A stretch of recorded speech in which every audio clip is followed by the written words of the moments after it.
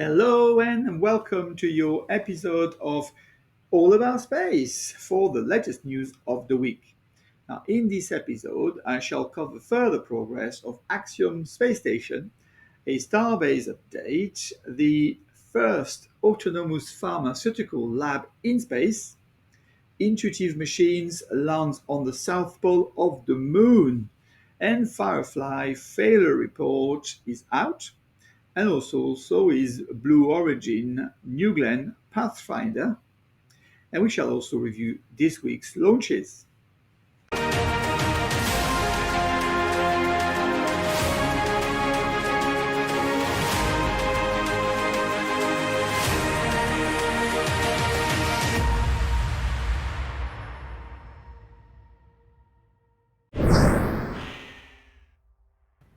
Thales Alenia has completed the mounting of Axiom Habitat 1 forward cone to his main body. Now, this cone is made of a single casting, a capability unique to Thales Alenia, at least I'm told, in the sector of aerospace. Now, the welding of the forward cone to the cylinder bulkhead marks a significant evolution of the primary structure of AXH1, Axiom Habitat 1, Axiom Space's first module, and it's quite an impressive piece of engineering. I'm sure you share that view, by the team in Turin, in Italy, bringing Axiom closer to his space station ambition. Last week at Starbase, we saw several stacking and destacking of Booster 10 and Starship 28, and even a partial wet dress rehearsal. Now, this week, the Starship 28 has been moved to Pad B, probably for further static fire tests, whilst Booster 10 has been removed from the launch mount and sent back to the manufacturing site. Now, 4 pre-assembled parts of the second Nekazira tower have arrived in Texas from Cape Canaveral. A new pre-assembly is also progressing at Starbase, as you can see. It is, by the way, the second piece from the top section. So basically, 2 more sections are left in Florida to be shipped back to Boca Chica, and the top section of that Mekazira Tower number 2 is left to be assembled for the complete metal assembly. However, we do miss the concrete base for which the building has not been started. Not to mention, the donut of the second launch mount is nowhere to be seen, and that is quite a complex part too. Then, a delivery of explosives took place, which are expected for the flight test termination system of the Starship. And this is usually occurring shortly before flight, so this reinforces what Elon Musk has mentioned recently, that he expects now the integrated flight test number 3 to take place in the second week of March. SpaceX Transporter 8 mission has sent a pharmaceutical lab into orbit back in June 2023, which was called W1 capsule from Varda Space Industries, which has been growing in microgravity crystals of ritonavir, an antiviral drug used to treat HIV and hepatitis C. Varda originally planned to bring the capsule and its precious cargo home after just a month or 2, but had difficulty securing re-entry approval from the FAA and the US military. That permission finally came last week. The Varda capsule is integrated into a Rocket Lab Photon satellite, which provides power, propulsion, navigation, communication, and other vital services. The Photon landed on February 21st in a similar fashion as for the asteroid sample return mission OSIRIS-REx, if you remember, where the capsule reached the atmosphere, deployed a series of parachutes, and landed in the Utah desert in the US, as you can see on your screen. Varda confirmed that the capsule will be transported to their partners to study the results of this experiment. Intuitive Machines sent their lunar lander IM-1 or Odysseus last week.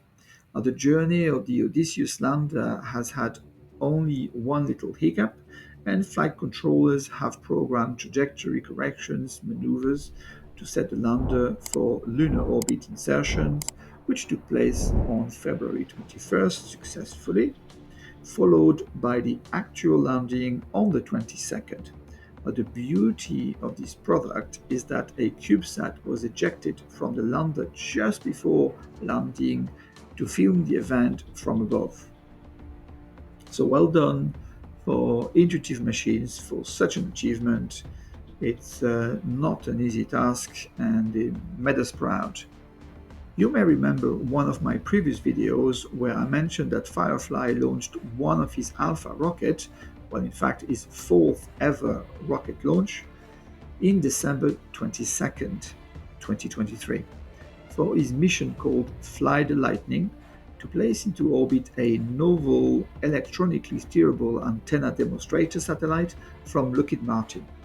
It was part of another 24-hour response contract where the flight was going well from liftoff to stage separation and second stage engine cutoff.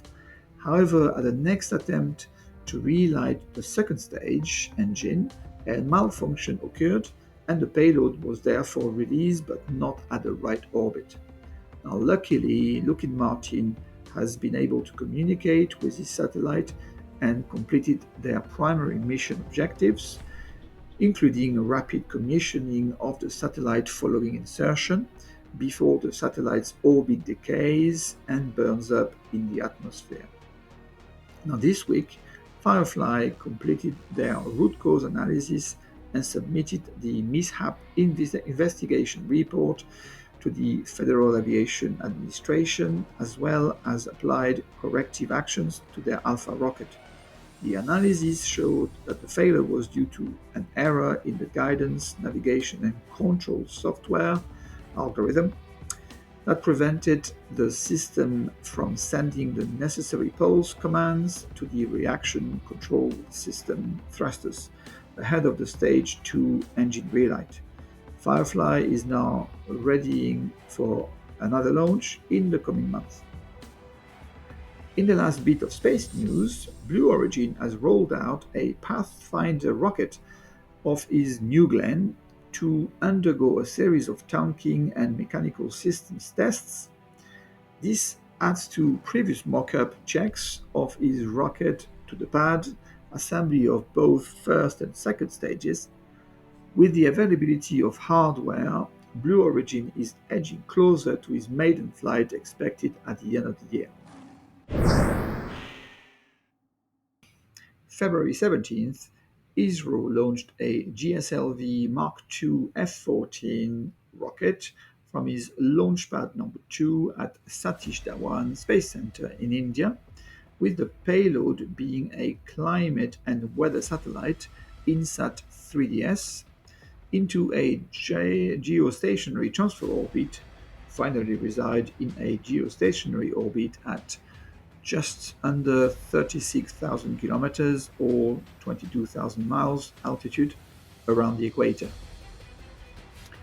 February 18th, Rocket Lab launched an Electron rocket for its mission on close inspections from its Launch Complex 1B in Mahia Peninsula in New Zealand.